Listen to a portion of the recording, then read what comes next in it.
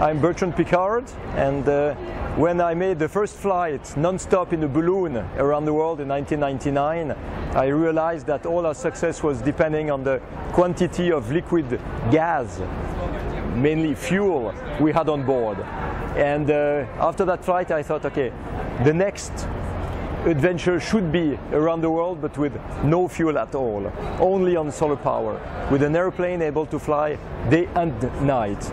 And that's how Solar Impulse was born. So of course there's a lot of technology that André Borschberg, my colleague, can explain. But basically we have now an airplane and which demonstrates the quality of the clean technologies that could be used everywhere by everybody for living, for moving, cooling, heating, lighting. All these technologies exist to have a much more efficient world and a cleaner generation in the future. So that's the symbol of Solar Impulse. What has been your biggest challenge? Everything is a challenge in a project like this because there's no benchmark. It has never been done before. Nobody knows how to do it, which means that you need a big team that invents completely new solutions. And I believe this is exactly what we have to do on a global scale in our world. What is your biggest deterrent as far as like wind and weather? It's an airplane that still has to fly in good weather because it's very big wingspan, very light in terms of weight, the size of a jumbo jet but the weight of a small car. So it's very sensitive to turbulence. This is why we have to take off early in the morning and land late at night. Is there a reason that you fly so high? The reason to fly high is to be above the thermals, is also to store energy in altitude.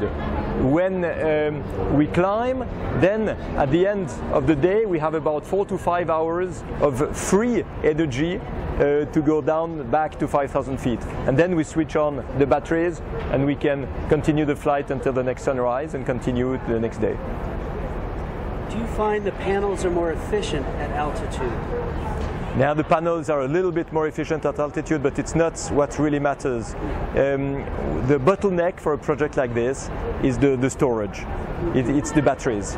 And this needs really to be improved in the future. But already today, we can do it.